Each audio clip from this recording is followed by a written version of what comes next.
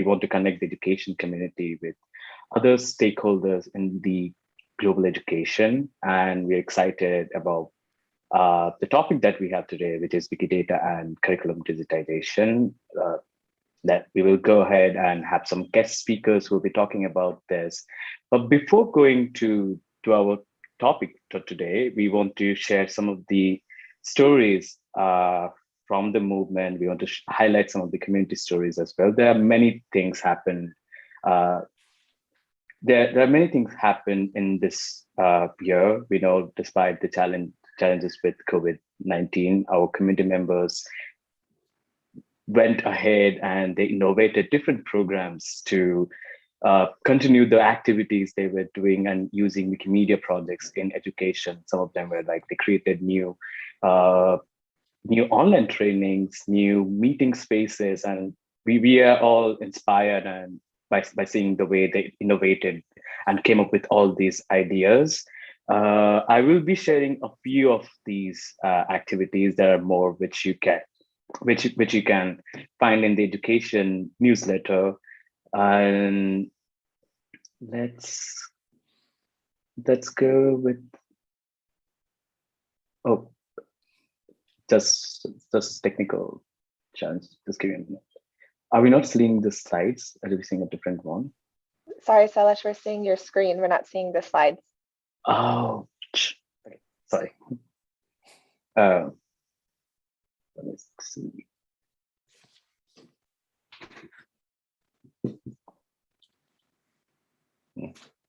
Yeah. Well, what now? Okay, great. Thanks. Technology. Yeah, just blame everything on technology. But yeah, as I was saying, despite the challenges with COVID-19, we saw like how our community innovated many ways, and they inspired us by doing different activities and going and doing and using Wikimedia projects in education. So I'll be highlighting a few of them. You can find more of these projects in the education newsletter. So we received more than 60 newsletter. Oh, is it 60? Yeah, more than 60 newsletter articles in the last 12 education newsletters. So I will highlight a few of them. I would like to congratulate Wikimedia Georgia for establishing a partnership with Ministry of Education in Georgia and also organizing their first joint contest. Similarly, congratulations to Wikimedia Argentina and other affiliates in the Latin American region for the Wiki for Education, which was a contest started to create articles related to education and pedagogies in the Latin America and Caribbean region. Congratulations to Open Foundation West Africa for introducing 2 weeks offline Wikipedia with the National Association of Graduate Teachers in Ghana. And Wikimedia Indonesia for collaborating with Teachers Association of Republic of Indonesia, which is PGRI, and hosting a webinar on digital literacy for women teachers in Indonesia during Women's Month, I think, so in March. But these are a few of the stories. Last year, we also saw Wikimedia Serbia celebrated their 15th anniversary. I think this November they celebrated their 16th anniversary. We also saw some Wikimedians in Brazil created an entirely new massive open online courses on Wikiversity, and there are a few other activities that happen in different regions. So just wait for it and look into the Wikimedia Education newsletter. I will pass the mic to my colleague and manager, Nicole. Thanks, Sailesh. And just another news item about the education, This Month in Education newsletter. You can now find This Month in Education on MetaWiki. And we have shared this news in our social media channels and in the mailing list. But just in case you haven't yet heard, and you're not a regular reader of the newsletter, you should definitely tune in, because as you can see, there's a lot of really amazing community stories that get highlighted there. We also really encourage you to share your stories in the newsletter. And you can find the newsletter on EduWiki. Maybe someone can share the link in the comments. That would be amazing. And so now I'm going to transition a little bit. In case you're not aware of the education team at the Wikimedia Foundation, I thought I would give a little introduction on who we are and why we're doing this new EduWiki Live. So this is the team. You can see all of us on the screen. We are a very globally distributed team. So we have myself, I'm the Senior Manager for Education at the Wikimedia Foundation. I've been at the Wikimedia Foundation for 5 years. And before that, I worked in global education, everything from teacher training to education policy. I worked in education and emergencies. And I lead this amazing team that includes Melissa, who is based in Peru, Vasanti, who is based in Indonesia, and Sailesh, who is based in India. And we're here to support our Wikimedia community to do great things in education with our Wikimedia projects. I think you can go to the next slide, Sailesh. And so one of the things that we do is support the Wikimedia and education community, or as we like to call it, the EduWiki community. And previously, we had done this through a few different participation and connection spaces. And over the last few months, we took a break and we reevaluated what we were doing, why, what was working, what wasn't working. And we, in partnership with other foundation staff and community members, put together a new support strategy. And you can read all about it on this diff post about promoting more inclusive and equitable support for the Wikimedia education community. There's also a very comprehensive strategy document that Sailesh put together. It's a very good read if you have the time, and goes into detail about our community support strategy and what we're doing differently and why we think it will promote more inclusive and equitable support. So one of the things that we're doing differently is EduWiki Live. EduWiki Live is meant to facilitate more equitable participation, because we can facilitate interaction in the comments in different languages much easier than we can, for example, in a live office hours. We also wanted to build more connections between folks in the education sector and our Wikimedia community to share, to share what's going on, where are the opportunities, what are some of the challenges, and really start having more conversations at the global community level. So that's what we're doing here today is EduWiki Live. But there are some other things that you can tap into, some other support opportunities. If you are a staff of a Wikimedia affiliate, you can join our monthly EduWiki affiliates meeting. That meeting is for folks who are either part-time or full-time doing education work with the Wikimedia affiliate. And that meeting we find very helpful just to understand what's going on in affiliates around the world, what kind of education programming they're trying to put forward, and if there are ways that the education team can support them, we try to do so. And another thing that you can take advantage of is our staff. We all come with various expertise, and we are here to give you consultations. So each of us has a limited number of consultations that we can do each month, and we schedule those through Calendly. So you can see the Calendly link right here, and you can see like if you want to talk to someone about training or teacher training or designing educational resources, you would want to talk with Melissa. So you could click that link right there and schedule a one-on-one call with Melissa. If you wanted to talk more about getting involved with our EduWiki network, you would want to talk to Sailesh. So you can just click that link and schedule your time with Sailesh. But if you don't know who you would like to talk to, or you don't mind, you can talk to anyone. We have two other options for that. You can meet one-on-one with an education team member that will schedule you a call with whoever is available for the time that you need. Or if you think you need to meet with all of us, you can schedule, you can try, you can try. There's like a very limited number of slots where we're all available at the same time, but you could try to schedule a meeting with the education team, and you can see that link there as well. So we really encourage you to take advantage of these opportunities to have one-on-one consultations. These are for when you have really specific questions about your programs and you need the various expertise of the education team. Next slide. And finally, I just wanted to give a shout out to the very first cohort of the Reading Wikipedia in the Classroom training of trainers. Reading Wikipedia is a program that was piloted last year in 3 countries with our EduWiki community, one in Bolivia, Morocco, and the Philippines. And it acts as a teacher training program that helps teachers use Wikipedia to support and foster media and information literacy skills among students.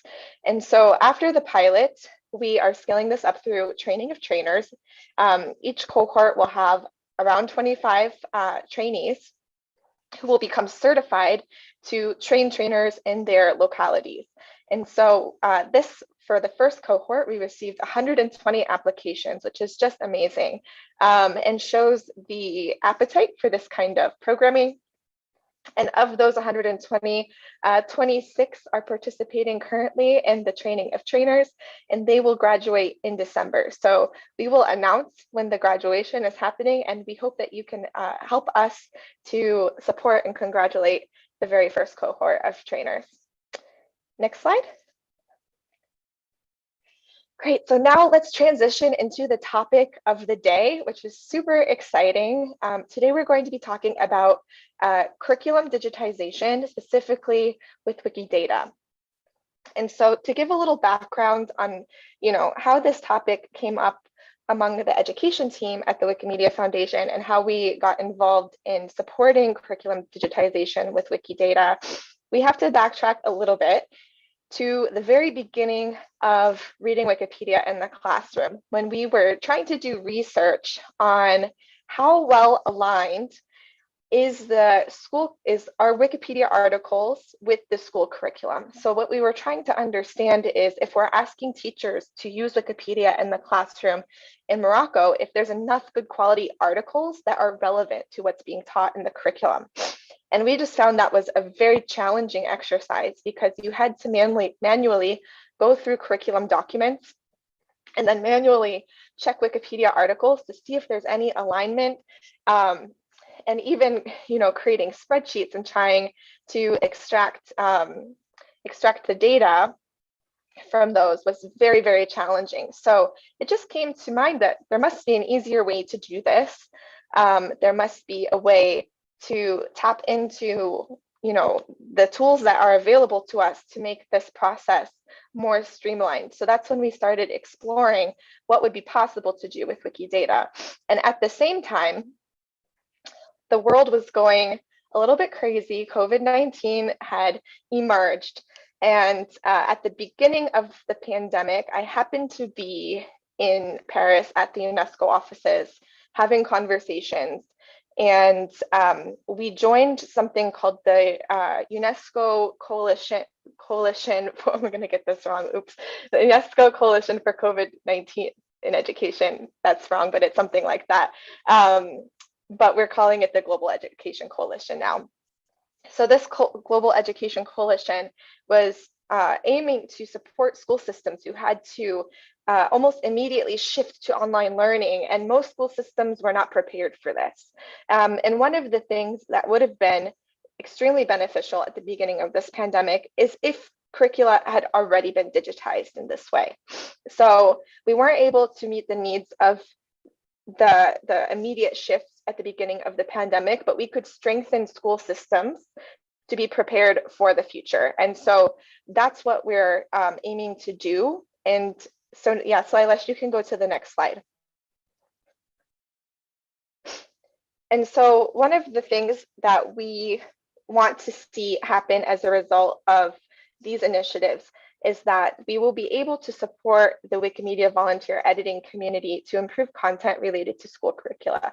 So that means that you would easily be able to do a search that says, show me all of the articles that are part of the 7th grade science curriculum in Ghana, and you would be able to improve those articles. Or you could search for the gaps, what's missing from Wikipedia that's part of the curriculum of a certain country, and you could work to fill those gaps. So it will make our job of ensuring the sum of all human knowledge is available for everyone in the world. It'll make that job a little bit easier and ensure that our projects are relevant in the education sector. Improving access to quality education worldwide, which is part of SDG Sustainable Development Goal 4, which I'm sure everyone's aware of. So there are some other use cases that are part of this initiative, and you can see them outlined here.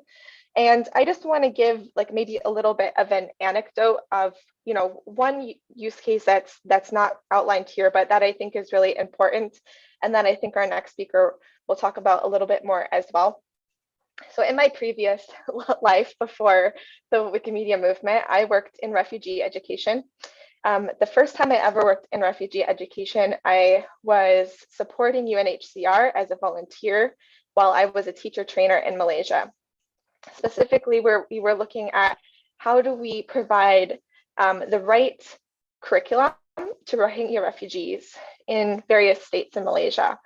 And I remember being part of a conversation that was really thinking about okay, what curriculum do you use? Do we use the Malaysian curriculum?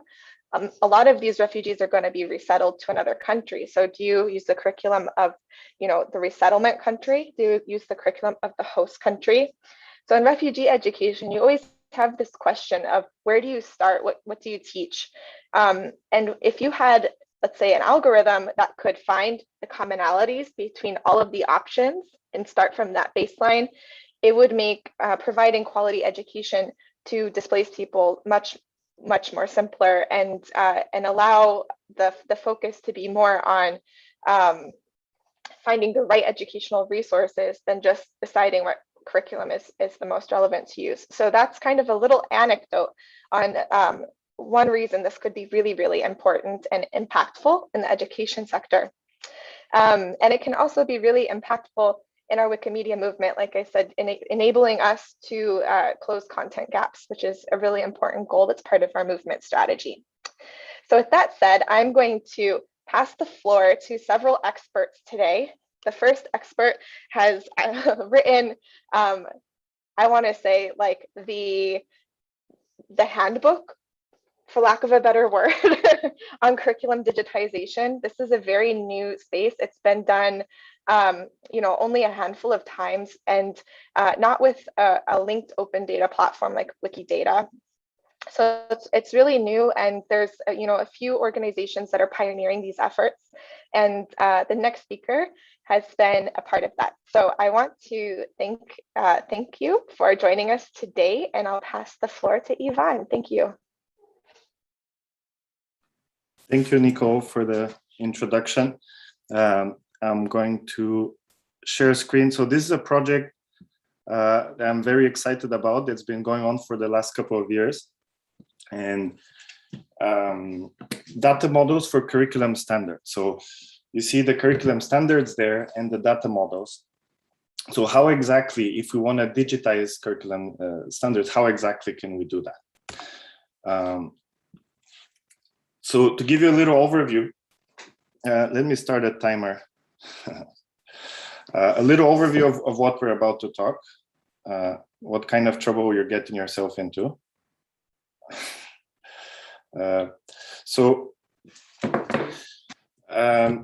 Curriculum standards in general we'll show some examples to see from different countries. So just to get to the context. Then I'll talk about the report, some of the summary.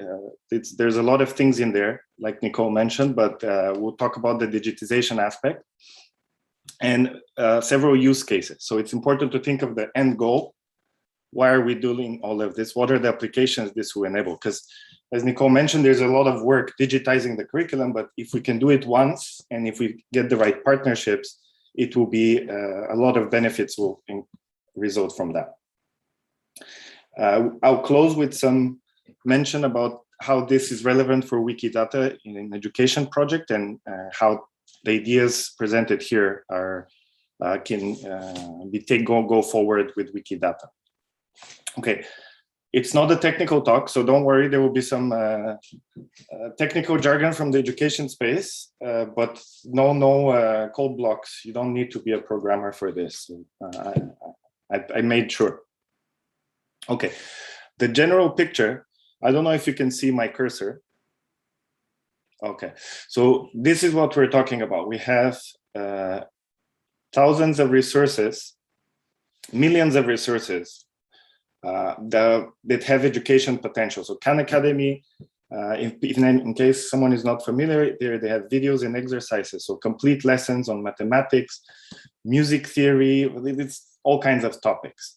And in this group, I don't need to talk about Wikipedia. You know, the millions, maybe, I don't know, billions of pages, I don't know, but hundreds of languages. So there's this wealth of learning resources. The technical term is open educational resources that are available. And the open part, the open licensing, makes them easily transferable. So you don't need to ask a publisher for permission. You can put it on a USB stick and give it to someone legally. So that's really important. And the open licensing is particularly important in low resource context. So imagine a remote area, no internet connectivity.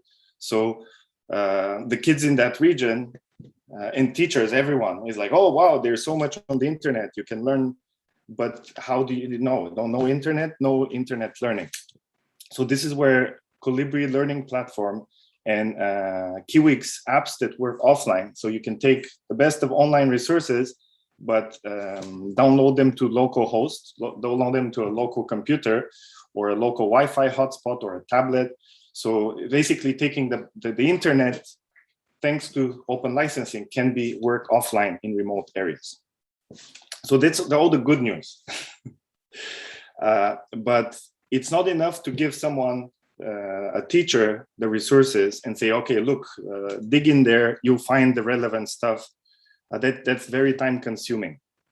What you need is curriculum alignment. So for like a catalog of the resources for each country, you need to catalog them. Without this, it's impossible. Like a teacher, imagine a teacher, you ask them build a lesson and they spend 3 hours looking for the appropriate video. There's just too much. So in mainstream languages like English, there's just billions of resources. It's impossible to find the right thing. And yeah, so this notion of choosing alignment is what we're going to talk about here.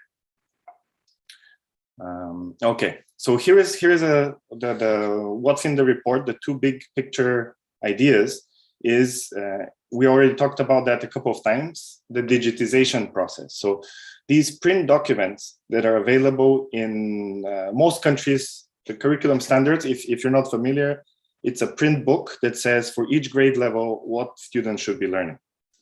So the Ministry of Education or another curriculum body publishes that as a print book, sometimes available as PDFs online. But what we really want is an Excel file or an open document spreadsheet file.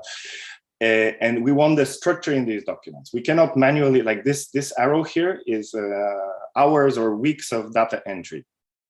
And the process introduces mistakes. So we need to think about ways to do this digitization.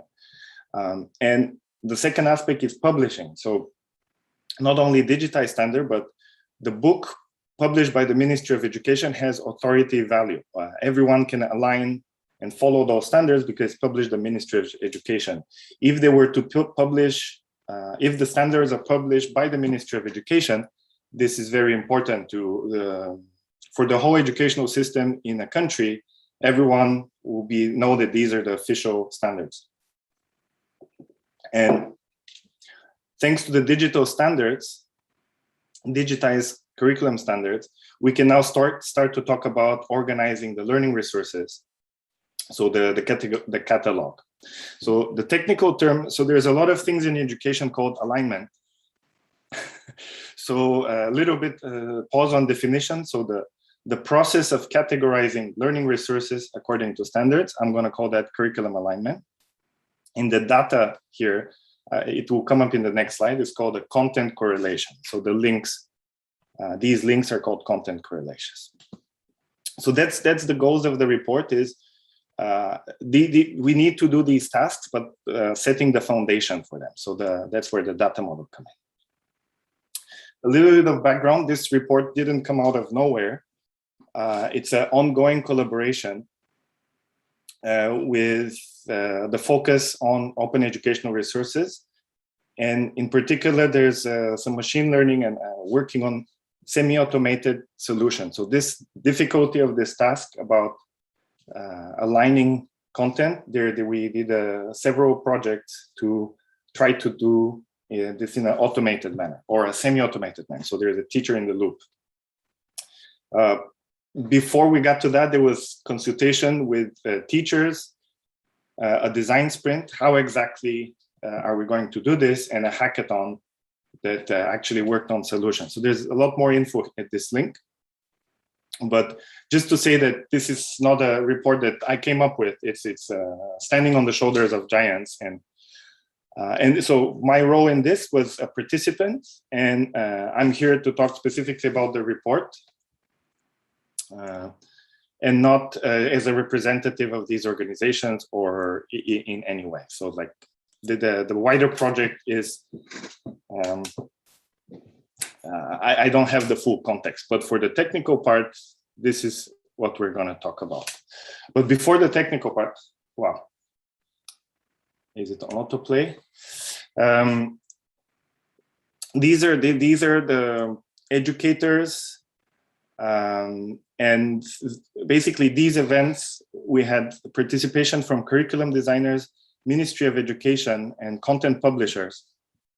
So this was really important because this is not a simple problem. You don't just write some code and, oh yeah, it's aligned. So I'm proud to be part of these events because it's important to hear how exactly this will work and what is needed. Because as software developers, we often fail to do that. So I'm proud of this, all the people and all the input from all participants. Throughout this, again, the challenge has been always the same. If you want to do machine learning, you need to have first the standards. And these are available only in print books. And there is also, Nicole already mentioned the manual digitization. And it's not, there are many Nicoles out there doing the manual digitization. Every teacher, when they're planning their curriculum, they have to do this because it doesn't work in a book. My brother is a teacher. They have a mailing list, and someone did this, and they're sharing Excel files with each other. So it's a recurrent task that we can solve once and for all if we had a way to digitize the curriculum. If there was a place to find digitized curriculum, don't have to do it all the time. Just to mention, as a foreshadowing, there's a varying structure. Every country, it's not like all the standards are following the same structure. So that's going to be a problem. Not a problem, but we need to be aware of that issue. And so this is where finally we can talk about the report. How exactly do we do this digitization? What are the information that are essential? And what can be skipped if we have to do this? That's what's in the report. Here is the link for anyone who wants to read that. It's like 50 pages, so it's a little bit intense. So the summary of what's in the report is a lot of info about curriculum standards, the new data model, which we'll talk about in the next slides, and the use cases. And overall, it's a blueprint based on the input from all the participants, what is needed is the high level picture is the digitization and the publishing aspect. Both are required, and so much benefit can be unlocked thanks to this. Okay, so how we're doing on time? Curriculum standards. Here is 4 samples from 4 countries. Notice the variability. Here we have a table, here we have a table, here is just a list based on grade levels. And in general, this is the norm. Every country, the curriculum designers of every country are very creative, and they say, I'm going to use this particular structure. One thing I want to point out, it's maybe a little bit difficult to read, but there is the identifier here, B4.1.5.1. This is from the Ghana curriculum standard, percentage understanding, demonstrating and understanding percents. So this whole notion of a specific standard and more detailed indicators of how do we know the students know this standard is all summarized with one identifier. So this will be very important, having identifiers that describe foreshadowing. Wikidata is really good with identifiers. So, but yeah, keep this in mind and keep the variability. So in my thinking, it's very difficult to capture all the information in these documents. However, we can capture the main part, which is often there is a tree structure that corresponds to something like this. So this is not a particular country, but the sort of the recurrent theme. There's always an academic subject and grade level. Sometimes these are presented in the opposite order. And then there are topics, subtopics. In Ghana, they're called strands. And then there are the individual standards. So these, in case the examples were not clear, this is the important element. So you have an individual standard that says students at this grade level, very often it's stated as a competence, should be able to solve quadratic equations.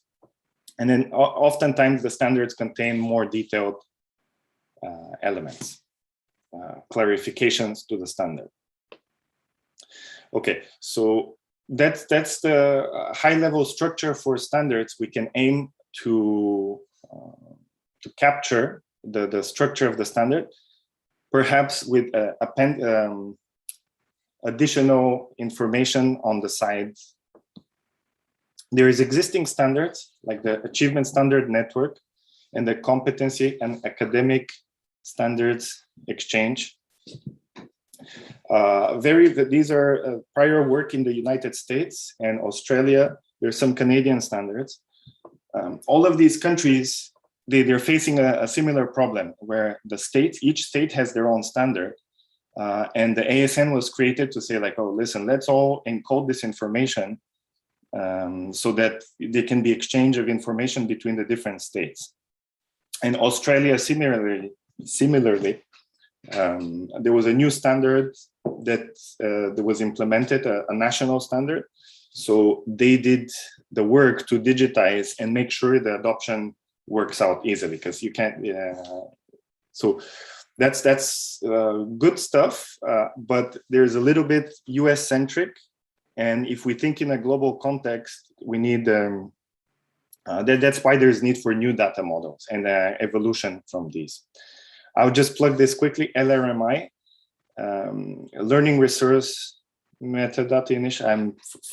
The name escapes me, but it's a very neat way to embed in regular web pages. I mean, it can be used many ways, but it's in any web page you can embed standards information in a very good way that it's currently picking up steam and used by many educational websites. Okay, so all of this, when thinking about data models and software in general, it's very easy to go too theoretical. So I've made an effort, and through help from colleagues, to keep this practical. So keep in mind, teachers, they know Excel, they know They know their curriculum and they know their learning, what's good for the students, but offering them some very high technological solution is going to be a limitation. So you hear me talk a lot about Excel and spreadsheets. That's where this is coming from. Okay, so let's get started. This is a preview of the data model, but it's complex, but we'll build it step by step. Okay, so first step, we have the curriculum digitization. We talked about that, and the publishing. So that's the number one and most important aspect of it. Without this, nothing else works. And the access to the curriculum standards is already useful for teachers. If you're wondering what should I be studying in this grade level, or what should I be teaching in this grade level, this will be already useful. So that's why we're talking a lot about data, but it can also be a browsable website, much better than a print book that you have to find in a particular store, or a PDF with 100 of pages. If there's potential to present the data in much nicer interfaces. But we're here to talk about content, right? So let's talk about content. Here is a picture of all the learning resources that are out there, and we want to map them to the curriculum standards. This is what will make this work. The official identifiers published by the Ministry of Education. So this was the example from Ghana, B4.4.2.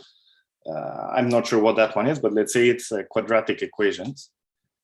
It's very easy to tag videos or organize them into folders or create playlists. There's all kinds of ways to create this data, but this is what we're looking for, is for each standard, a mapping to all the relevant resources. And just to use the jargon from the academic papers, this notion of aligned resources for each standard, the sum total, the collection as a whole, is called content correlation. So this looks like a graph, but in practice, think about this as tags on videos or playlists based on a particular topic, or in the Colibri ecosystem, folders, the folder structure. The folder structure in the hierarchical tree of the standard can be folders. And the key new aspect here is that this work that people are doing to categorize and align content, it's also shareable. By thinking of it as a data type, it's not locked in one platform or another. It can be shared between platforms. So a teacher working in one learning management system does a lot of categorization and prepares lesson plan. If there is potential to share them. That's the key. That's why we're doing all of this, is for the next teacher who comes along to have already videos and lessons, like this can still customize, but without this initial weeding down to the relevant materials, it's impossible. So that's what we're going for in the end. Let's talk about another topic. What about cross-country collaboration? So here is, let's say, the standards in Ghana. We've been using Ghana as the running example. And here are the standards in the US. So if we can find equivalences between the two countries, this will be very helpful, both in terms of content, but in general, like seeing the parallels between different countries. So this notion is called the standard crosswalk. And again, we're talking about the crosswalk as a collection of individual links, like quadratic equations in the Ghana curriculum and quadratic equations in the US curriculum. So knowing these equivalences is very helpful for understanding the curriculum and comparing, moving content. Just as a special case, it doesn't need to be a different country. When an educational system is promoting or releasing a new set of standards, sometimes this crosswalks between the new and the old standards can be very helpful for teachers okay, so this is the whole picture. without going into the technical details, the notion is to think of these three types of data: the standards, the links to the educational materials, and the links between standards. So sounds very abstract, but thanks to these three data types and exchanging them and publishing them will enable a lot of applications. And for anyone who says, wait, this is way too complicated, all of this can be done with a spreadsheet. So don't think I'm drawing databases and link data. It doesn't matter the representation of the data. The key is to have, so if you're thinking what a data model is, think of a template for Excel. So the important part is that we're using the same template so that we can easily load them into other systems and transfer and exchange data. Okay, so why we're doing this? There's a lot of use cases, but some of that I would like to mention, right? The main one is for teachers to browse, find learning resources. But it doesn't need to be the teachers. The learners can do it independently, and parents too. So this skill of choosing what is relevant for a given standard is a very difficult task. Like I said, it requires expertise. But once you have that aligned content, it's really it's beneficial for the learning process for everyone.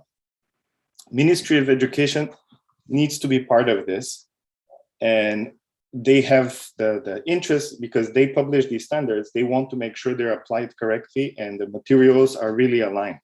So by being involved from the beginning and publishing the publishing process and the vetting, they will have that ability to sort of supervise the whole process.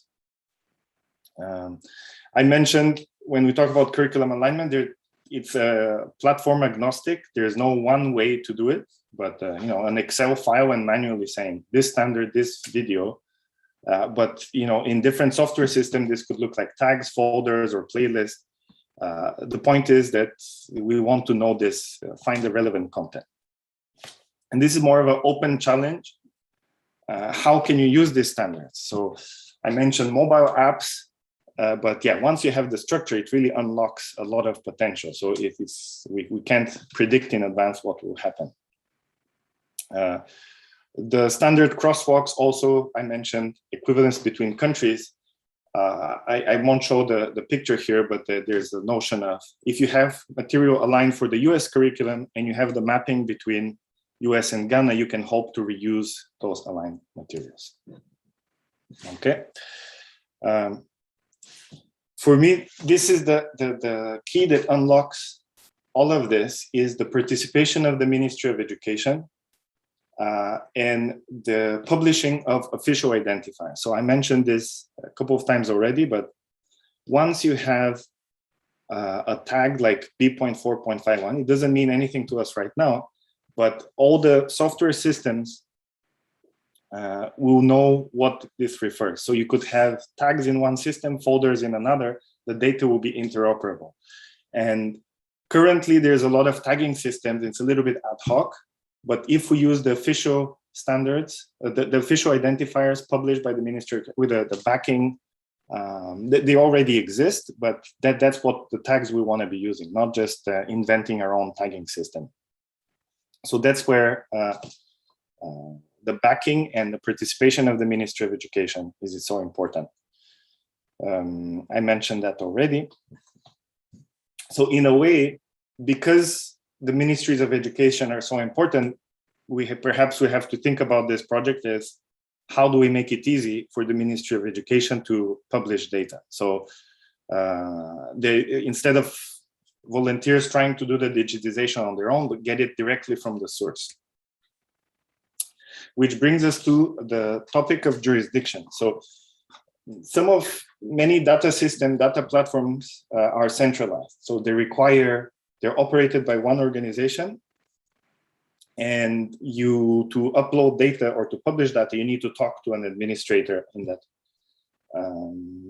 This is one way to do things, but in a modern technology, technology like GitHub, people can publish without asking for permission for anyone. So this combined with the need, all those organizations like NACA, that's the government body in Ghana, the KICD, Kenya Institute for Curriculum Development, they will want their own independence. They don't want to have be part of a centralized system.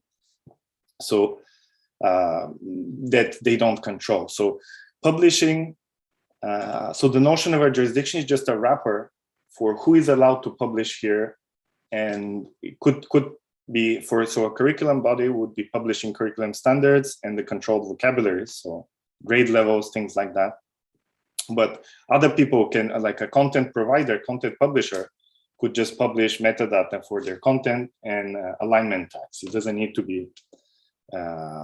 So I'm showing all the possible things that can be published. So this is important as a distinction. So something to think about, that how exactly to map the data to who is publishing it and the authority. So very important, if data is published by NACA, that's what gives it its authoritative status. It's not some third party, but the official curriculum. Okay. The repository of organized curriculums, here is a link. ROC is a prototype based on the recommendation of the report. So it's important when you do a lot of theory to do a little bit of practice too. So it implements all the data models presented earlier, and the data we do have is available. You can browse it, just the overall picture, and also it's the same that is available as JSON. So okay, I mentioned non-technical. That's it. That's the only technical part.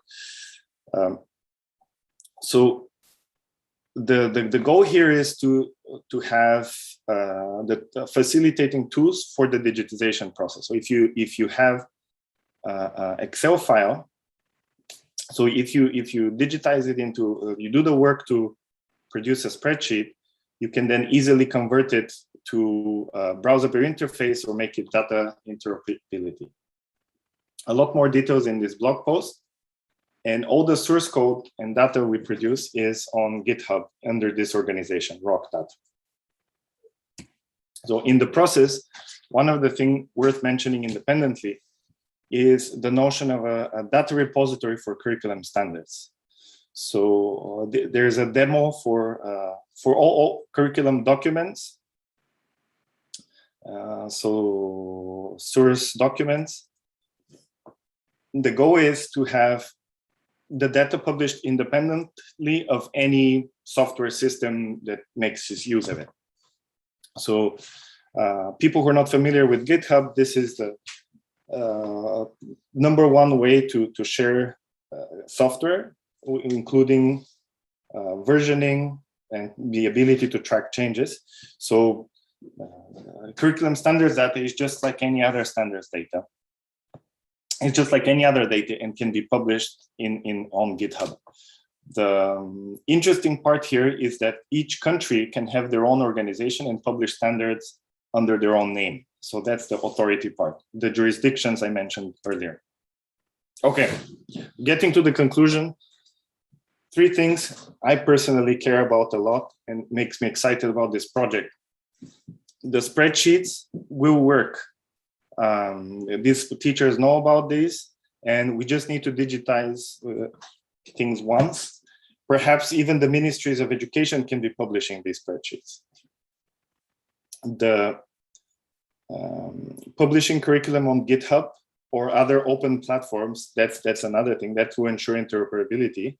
Wikidata is equally widespread and well-recognized place to store data. And from my initial, my colleagues were working on the semi-automated solutions.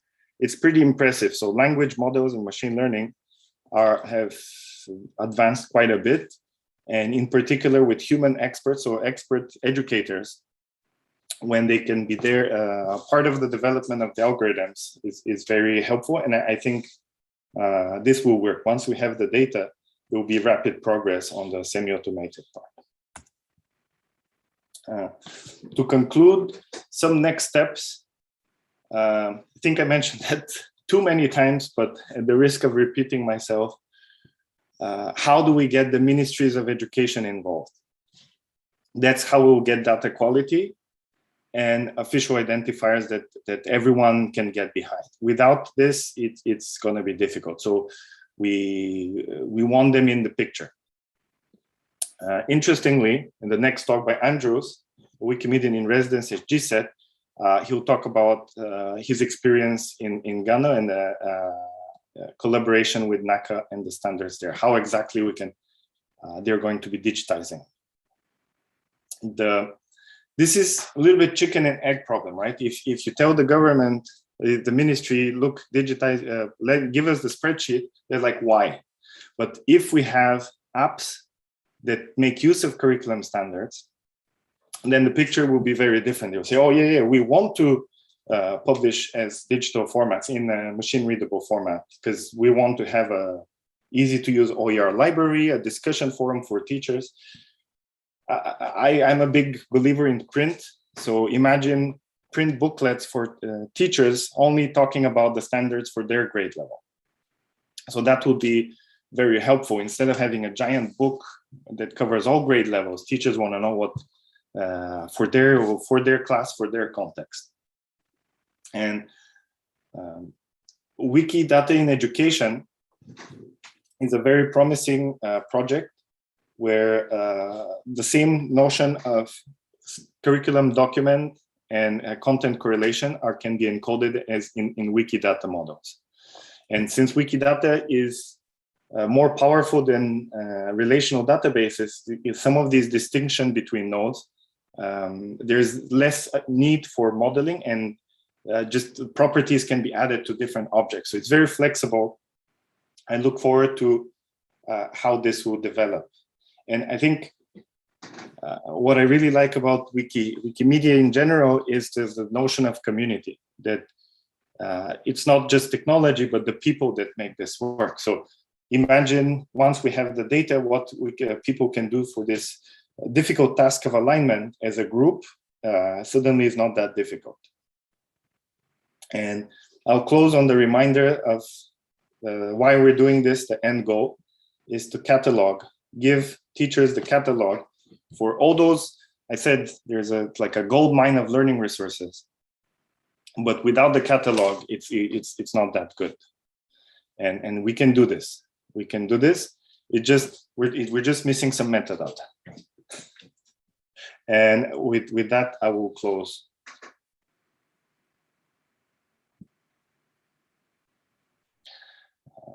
So there will be a question period after in the end, and I'll now hand off to Andrews to continue.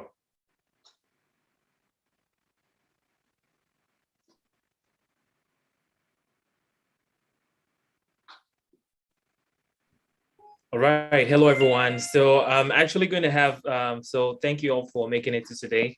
And thank you, Ivan and Nicole so far. So we are going to have a brief, how do I even put it, like a session with our guests at the hub. So you guys, Ernest, over to you now. Okay, so hi, Nicole, hi, EduWiki. So we just wanted community to say hi to you before our presentation. So you have some people from our developer community in the house. So if you can say hi to the world, hi to EduWiki. Okay, so we can go on to the presentation now. Thank you, guys.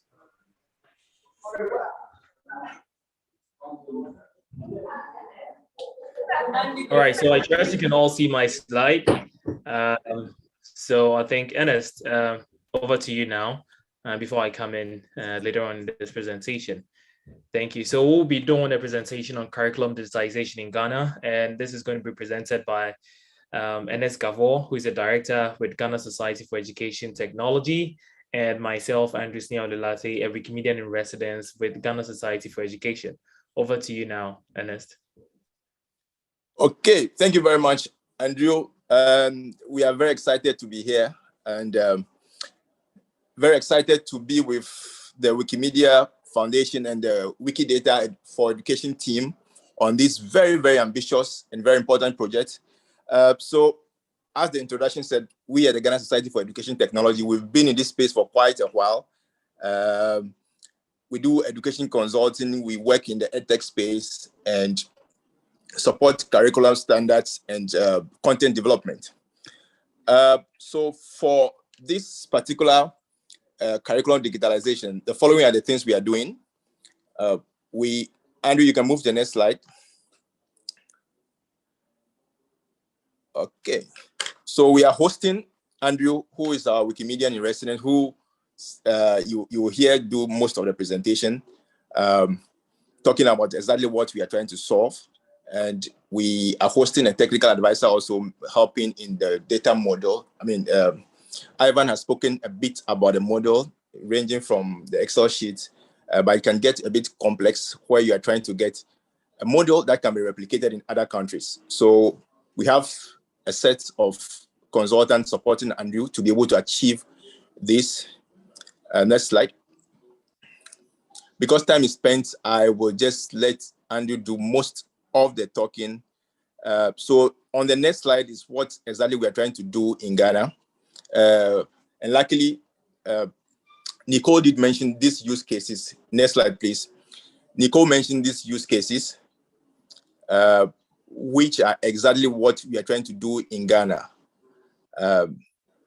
Yeah, so these 4 use cases are some of the use cases we are trying to, solve in Ghana or provide for in Ghana. So Andy will continue from here and tell us what the challenge is with the curricula in the state, in the PDF state, or in the state in which it is now, and what we are trying to do about that. Thank you for your time. Baton handed to Andy. All right, thank you so much, Ernest. So it's been amazing so far looking at where we want to get to with this particular project. And so when you take a critical look at what Ivan has discussed so far, we also bring it into context to Ghana, because most of his research also centered around Ghana. And so what we are saying is that at the end of the day, we should, with this particular pilot project, we should be able to digitize the curricula onto Wikidata, which will make it available for the Wikidata community as well as developers out there to be able to build education solutions on top of it. So what you are seeing on the screen currently is results that came out of the consultation that we had around Wikidata for Education. And what we are saying is that when you take a critical look at this, you see some tags here, and you see like Q117, which represents Ghana. You see a mountain that has Q8502. Yeah, these are a bit technical, but what we are trying to say is that when you take Ghana, when you take a country, Ghana, you see a mountain here, and this is the identifier within the database, right? So for example, if you query the system and you say that, give me a list of all mountains in Ghana, it should be able to give you all of that.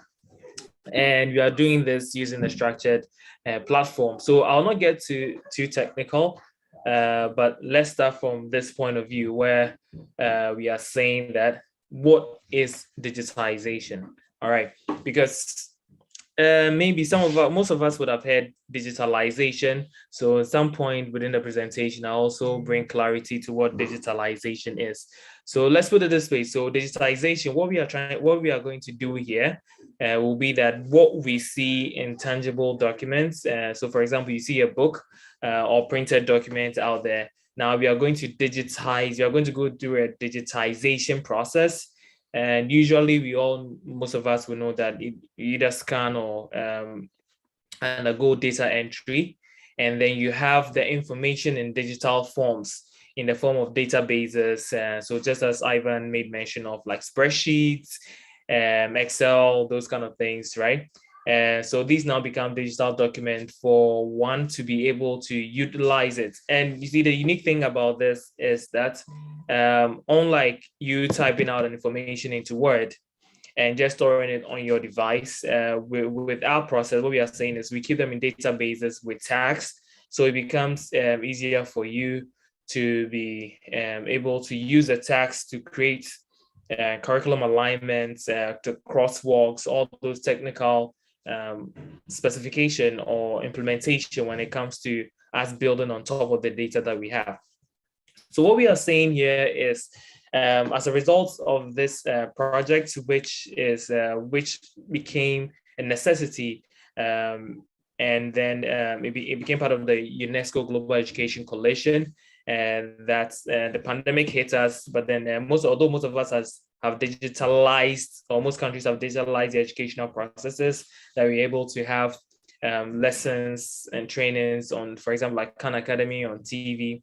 The curriculum haven't been digitized, and this is actually needful. That is why we are working on this project, so we can get most of the curriculum digitized, so that we can build on top of them. All right. And so when you take a critical look at Wikidata, you realize that Wikidata is a structured database platform that also connects with Wikimedia sister projects. For example, we have Wikicommons, Wikipedia, Wikivoyage, all of those informations out there. And it's also connect with other databases that are available in the semantic web, and connect with other resources. And the beautiful thing about Wikidata is that it's machine readable, and so it makes it easy for developers to be able to plug and play artificial intelligence in there to utilize the data that is present on there. So what is digitization?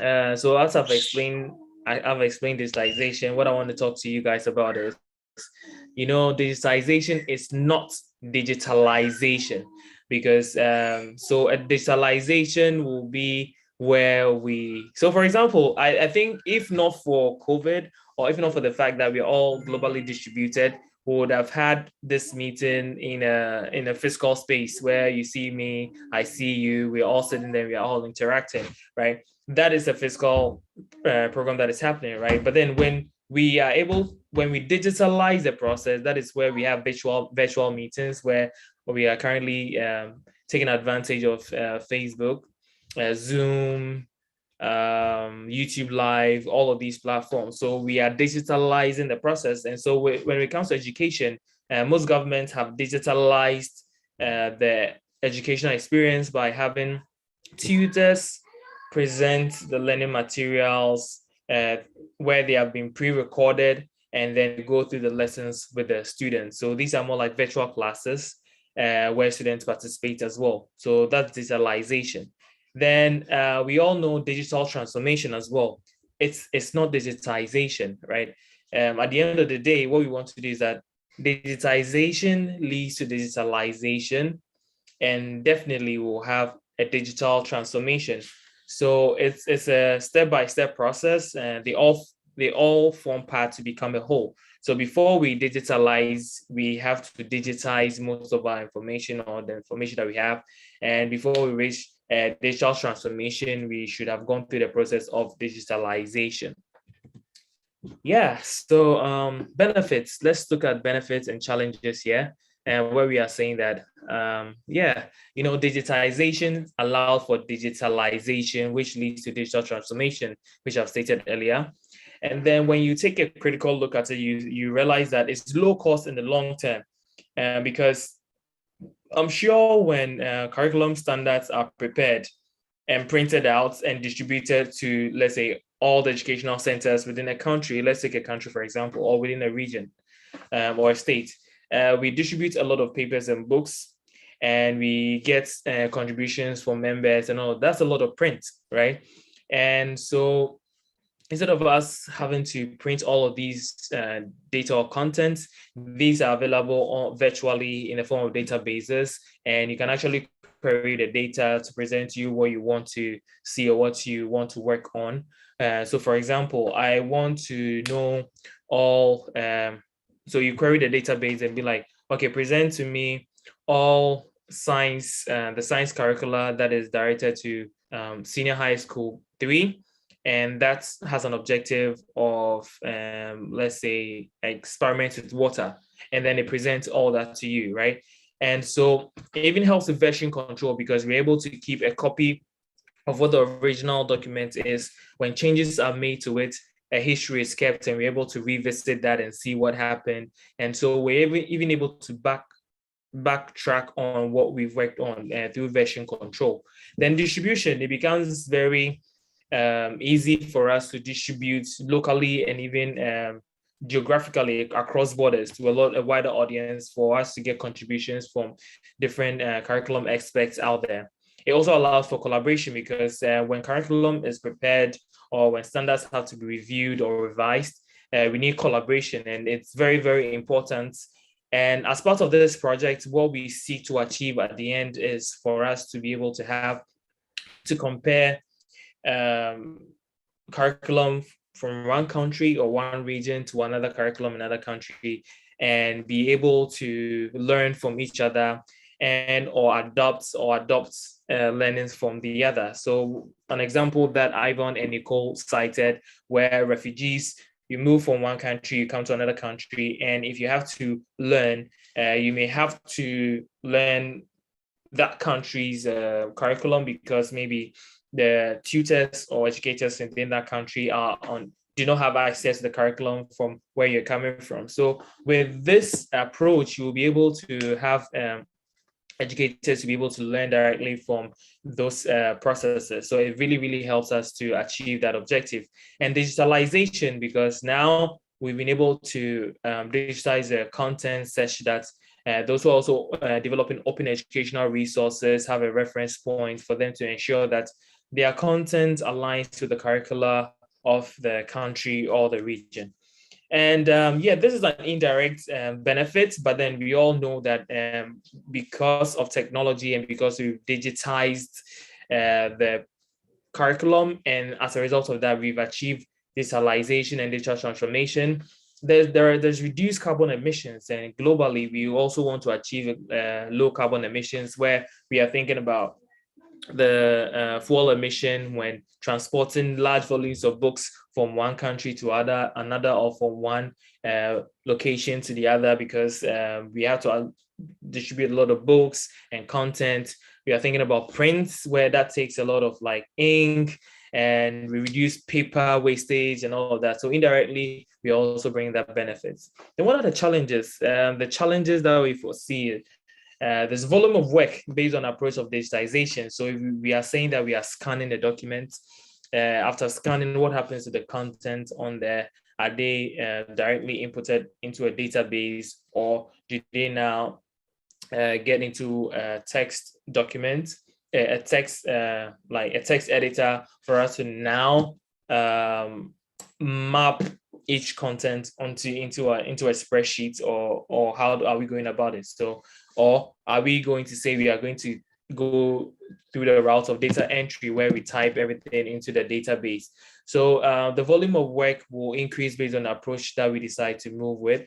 And Ivan also made mention of that as well. Then designing out digitalization based on dependencies and use cases, because one of the challenges is that, yes, we want to have a digitalized approach, and developers are going to build on the data that we digitize into the databases or the spreadsheets for different users. So for example, a tutor will decide that, okay, I want to be able to publish lesson notes that will be assigned to a particular objective within the curricula, and then so that I'll be able to learn from what other tutors are doing.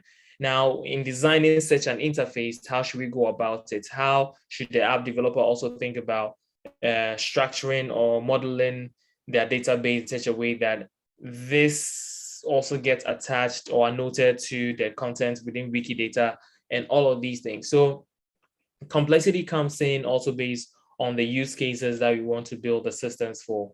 And then, yes, data modeling and encoding, because for the fact that Wikidata already has the standards for adding data to it, it will also come to the point where developers are thinking about, okay, now that I've gotten the data from Wikidata, what happens within my system? How am I going to utilize this data?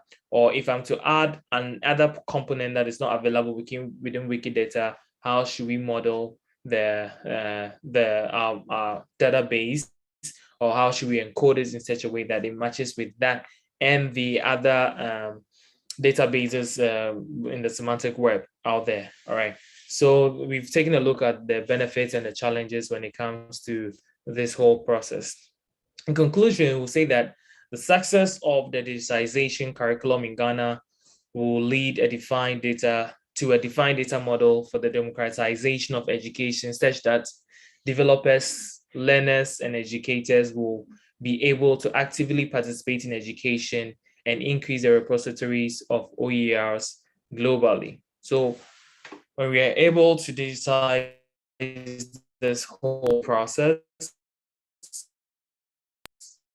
right, and which leads to digitalization and data cross collaboration between countries and regions, and there will also be the potential that open educational resources, because when developers build the systems, they will be able to integrate to break the barrier of Herculean task when it comes to curriculum alignment to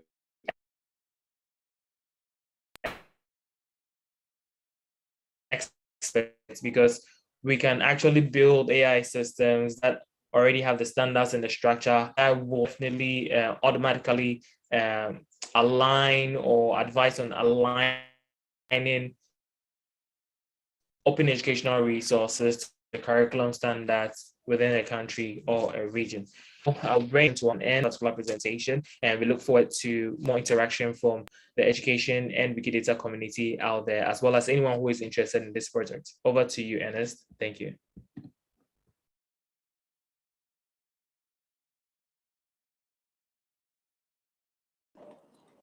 Okay, thank you. So we hand over back to Salish.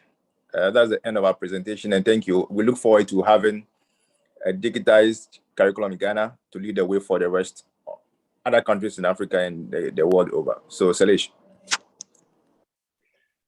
Yeah, this is interesting. Thanks, Ivan. Thanks, Andrews and Ernest, for sharing all your ideas, thoughts, and the presentation. Wonderful presentations, I would say. And I learned so much, and there are definitely some of the links that are there with the report and everything, which could provide more insights to the work that we are talking about and that work we are going to do in the future. I'm actually going through the comments to see if we have any comments within in our Facebook Live or YouTube. So far, not. But if you have any questions, you can. But I do have a question for you, Ivan. Everything that you showed was interesting. I see like what are the potential applications or what are the potential projects that can come up with the curriculum data could be digitized, or not just digitized, but structured. And let's say if in future I'll get aligned with Wikidata or something like the ROC, the repository that you talked about. I'm curious, what's stopped us, like as everyone involved in the education sector, to do this in the past? Like why it's taking so much of time? I see the library movement, in the other hand, has more structured databases and everything. So what was the challenges, like not only in the past, but also what are the challenges that could come for us in the future when we are thinking of digitizing the curriculum standards or digitizing curriculum? Good, tough question. But yeah, so the interested parties, right, who publishes these standards, their goal, government, they believe in the print format and they want the control over what the standards are. So I think they haven't had any incentives until now. The technological community hasn't offered any benefits, say like, look, if you publish in digital form. And so the people who need the digitized standards are startups, maybe publishers. So the large scale publishers, they have in-house teams that will do this digitization process. But when you get to the nonprofit sector or individual teachers, they don't have the resources to do the digitization. So I think, yeah, there haven't been really any incentives for the Ministry of Education to adopt. If they say here's the print book, then they've done their job. And just looking at Australia and the US, where the only place where there has been digitized curriculum, or like the two main, it was because there was some incentive. The government needed the individual states to participate. So they said, we'll make this easy for you. And we'll provide you with digitized standards. So the Common Core and the Australia standards are super well done. Like there's identifiers, they're available as JSON, XML, all that. So I guess that's the why do they need this? If they don't need this, so we have to sell it to them, that the benefits. Can I add a couple of things? I think some of the things, like maybe two points that have made now a more conducive time for this kind of work rather than in the past, or like what has been incentivizing people to care more about it now, I think are two things. One is in 2018, the UNESCO General Assembly adopted a recommendation around the use of OERs in education. So there's been more pronounced conversations at the governmental level about the importance of OERs and how do we facilitate their use and ensure that they are curriculum aligned. So that's the first thing.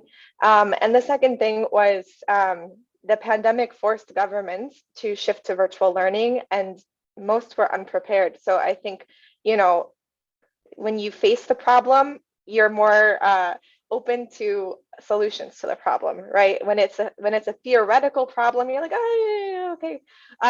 But now it's a problem and we have to find solutions to it. And so now there's more appetite for things that are technologically confusing for most politicians, let's be honest.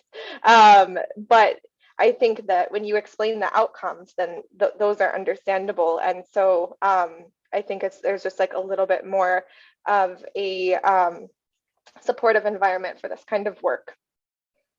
I don't know if you would agree, Ivan? Yeah, I mean, definitely the sort of international collaboration and that's the GCD goals. There's also this, I forgot what it's called, the Global Competency Framework, I think GCF, where in order to report for international, the strategic goal 4, people will have to map the curriculum and to show progress. For early childhood education, we're achieving this metric. So there's definitely changes in the air. Thanks for answering my question, Ivan. I see there's a question on our Facebook chat. I think, Andrew, this is for you. If you're comfortable answering it, or we can definitely keep it to answer it later. So there's a question: since the curriculum is based on the structure or data of Wikidata, I wonder how you handle the issue of curriculum correspondences. For example, American versus Ghana, etc. In terms of linguistic differences, especially some languages are context sensitive. Also, how do you design the search query? Should it be string only, or?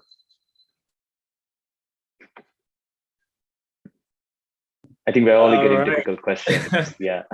Yes. Yes, the person is trying to be technical, and I'll say that, yeah, it calls for it. Let me answer it in parts that's why this is a community project, right? So our part is to first get the content, the data in the curriculum onto Wikidata, all right, and then engage with the developer community to build on top of this, using the data from the Wikidata to build the solutions that will solve these types of problems, for example, like between American standards and Ghana standards, because we need a curriculum expert in between the two to say that, okay, you know what, you're aligning it correctly or not. And if we always have to interface this with a human face, how about we also train an AI component? So maybe we the developer community will decide to come up with an AI let's say if since we have Wikivoyage or Wikisites or Wikiverse, maybe we have an AI component that you take that goes through the platform. For example, how Wikidata has Wikibase, and then instead of for passing the curriculum through maybe that Wiki AI, aligner or expert, then is able to advise from one end and then the other end. So from the US end and then from the Ghanaian end, then we see a curriculum alignment. So these are open for us, the community, to work on it. As for the aspect of whether we should use string or list, we have to decide that as a community, because when you even study how programming languages or group of communities build softwares, we have software standards when you're even writing patches for development or anything like that. So we have to come together as a community and agree on one model or standards we also want to deploy in entering data or utilizing the data that comes from the system. So thank you for the question. Definitely, as you're part of the community, please stay tuned and also contribute your quota as well so that we can build such a successful system. Thank you. Thanks, Andrews. I think we don't have more questions. Probably the presentations shared everything well, that we don't have a lot of questions. Or if we have any, we definitely feel free to reach out to us through our email addresses and we can answer them. But I have a question for you, Nicole. Where are we right now? What are we doing? What's next with this project? With Wikidata for Education? Yeah, okay, Yes. Where are we right now? Okay, so let's start at where we were. So we started this initiative around mid-2020 as an exploration. It began with a consultation, which was led by Sailesh. So thank you, Sailesh, for leading the consultation with stakeholders that included folks from the education sector, the Wikidata community, and the EduWiki community. And then we had to, find funding for this initiative, and that took some time. So we only have just begun actual work on the project, and that work was securing implementing partners in the pilot country, which is Ghana. Ghana was chosen as the pilot country for several reasons. One, it was a preference of UNESCO, who's one of the partners on this project. They had already some relationships in the country. It was primed for this kind of technological project. And we have a very active Wikimedia community in Ghana who was interested in working on this with us. So those were some of the reasons why Ghana was chosen as the pilot country. And so we had to find folks who could support this work. And we were very lucky that we get to work with the Ghana Society for Education Technology on this initiative, as well as our Wikimedia communities, including Open Foundation West Africa and Wikimedia Ghana. So we're all collaborating on this together. It's a joint initiative, and we're hoping that this will be a foundation for scaling to more countries and getting more governments around the world to do this kind of work, because the true value of digitized curriculum standards really comes when you have many countries who have done it, so that you can compare them to one another and understand, just from my own perspective, if you're getting very philosophical about curriculum, what is it, where are the critical pedagogies? Those are the kinds of things you could visualize by having all of these things mapped out in data structures. And then we can look at those philosophical questions and see okay, this is what curriculum looks like around the world. Where do we need to advocate for, maybe more soft skills, or for example, if you're looking at histories around the world, are those histories representative of colonial perspectives, or are those histories representative of more local perspectives? And you can actually look at those more critically when you have the data in front of your face. So those are the things personally I'm very interested in, and how this scales and what the impact will be eventually. But for now, we're starting with Ghana, and we're very lucky that we found Andy to work on this project as the Wikimedian in residence. Happens just to be like the perfect person. We also have, some really great folks on the team. So this is really like an experiment to see how it goes and if it can scale. And so, yeah, we'll keep you all updated as we progress. Hopefully it will go well and we'll figure out how to do this and how to encourage other governments around the world to do this. And Wikidata will be part of the essential infrastructure of open curriculum standards, as Yvonne has coined. So I hope that answers your question, Sailesh. Yeah, that was insightful, and thanks for sharing it. I guess the way you highlighted a lot of intersections between like how we could do all this searches and find out the differences of like the curricular data of what's being taught in different countries. It's very important. We are almost at time, Nicole. I know you have some closing remarks, and I like just before I let you pass you the mic, I want to thank everyone for joining us today, especially Emerald, my colleague, who's supporting us with the live streaming as well. And mic to you. I'm passing the mic to you, Nicole. Thanks, Sailesh. I think the only thing left to say is if you are watching this asynchronously, you weren't able to tune in live, you can still ask your questions. Type your questions in the chat. We'll review over the next few days and hopefully be able to respond to you also in the chat or in the comments section of the post. You can also, like I mentioned earlier in the chat, always attend one of the other participation spaces that we have. You can request the consultation if you have, specific projects or feedback that you want from someone on the education team. And also, if you have ideas for future EduWiki Live broadcasts, what you want to see, who you would like to hear from in the education sector, what kind of guest speakers you'd like to involve, share those in the chat as well, in the comments as well. We are really interested in hearing what will be interesting to you all. So share that with us. The next EduWiki Live will probably be around February next year.